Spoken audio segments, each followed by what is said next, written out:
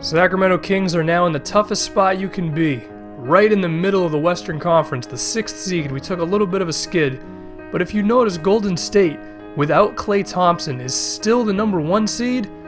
I don't know how they're doing it, but we're going to find out. And they say that with Andrew Bogut in the lineup, the Warriors are a great defensive team.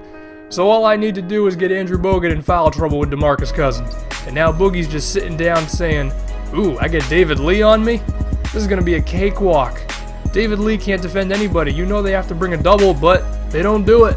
This should be easy, right? Well, you would think so, but of course I had to go away from that and start chucking up threes with Ben McLemore, who I will admit has been fading out of games a bit here. I haven't been able to really make a lot of jumpers with him, and oh boy. I telegraphed my pass just a bit, and Andre Iguodala, still one of the strongest defensive players, probably one of the reasons why they've been able to hold on without Thompson. No boy, I got a bad feeling. But Sean Livingston shooting a three-pointer should make me feel a little better. However, without Reggie Evans in the lineup, oh god. The offensive rebounds directly to Steph Curry. I couldn't get anything going with anyone besides Boogie. So when they brought the double team, I'm thinking, come on, McLemore, oh man. I'm going to be honest here, McLemore has struggled a bit, and Nick Stauskas has been great off the bench. If that keeps up, that may be a topic for discussion later on. And now when DeMarcus Cousins is defending the point guard, they're just going to put that back up and in. We can't get anything. When the second units were in there, we had to call on Kyle Singler, the great white hope. 8-point game now. At this point, you're thinking, well, we have a chance. We just need everybody to really lock up on defense and get us back in this game. And Reggie Evans said, nah, I don't feel like it. I'm just going to leave Draymond open.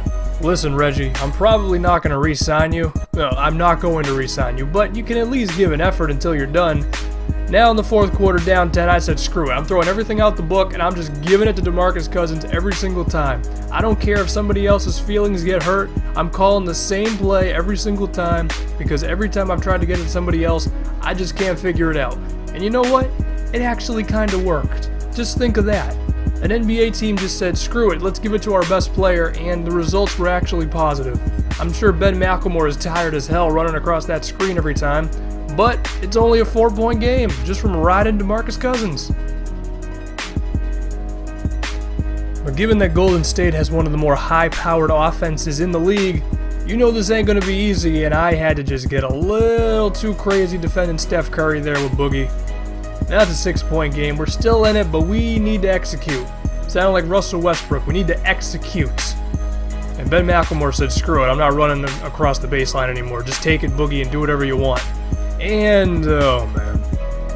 Well, DeMarcus, I guess I got to work on your passing accuracy, because that is not what I need. 6-point game now. It's not looking good, and yeah, you can just feel it slipping away right from our cold, dead fingers.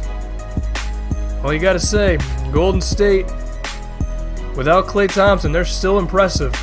It seems as if they're still going to be a force in this Western Conference, and it shows that we're not there yet. But given the fact that we have the opportunity, that is still something good. Now, I mentioned in the last video how there's a good chance the Memphis Grizzlies will be our first-round matchup if we're fortunate enough to keep up what we're doing. And the game plan was very simple. If they give it to Marc Gasol or Randolph, we are double teaming immediately, and we are daring them to beat us from the outside. And Jeff Green, listen, if he's going to be the guy taking the outside shot, I am more than okay with that one. You might also remember I said there's no way Zach Randolph can defend Mike Scott. Well, that was an understatement of epic proportions. Zach Randolph, the second these two walked on the floor, Zach Randolph had no idea where Mike Scott was. It was just a 3-point barrage by our power forward. I wonder how Derek Williams feels when he sees Mike Scott balling out there. He probably says, oh, I can do that. I can hit 5, 6, 7 threes in a game.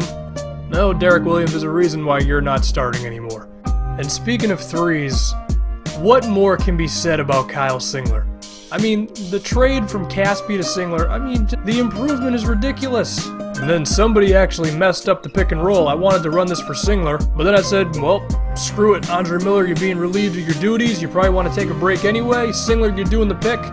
And Stauskas, open. I mean, what is Nick Stauskas' nickname? Sauce Castillo or whatever? It's Sauce in the Sings. There you go. That's the Kyle Singler Stauskas nickname for our two white guys, Sauce and the Sings. But Memphis had no idea how to defend our pick and roll.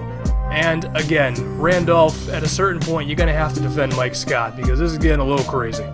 Now, it makes me feel good knowing that we can score on these guys, but what makes me feel even better is when their starting small forward Jeff Green doesn't understand that you can't cross the half-court line once you've already passed it initially. And there's actually a little bit of time left in the shot clock, so we might as well rub it in Zach Randolph's face one more time. Get another one, Mike Scott. Jesus. And to think, we've got this guy for a long time, we can improve his game, and he's already solid. Ugh. So, 1-1, we did not defeat the 1 seed, but if we face Memphis in the first round, I like our chances. And Mike Scott, that's what I'm talking about, man. Nothing but threes. That's a stretch 4.